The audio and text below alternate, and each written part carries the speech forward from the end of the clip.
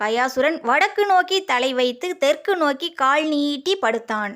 அவனது உடல் மீது பிரம்மாவின் தலைமையில் வேள்வி நடந்தது. கயாசுரனின் தலைப்பகுதியில் திருமாலும், வயிற்று பகுதியில் பிரம்மாவும், கால் பகுதியில் சிவனும் வேள்வி நடத்தினார்கள்.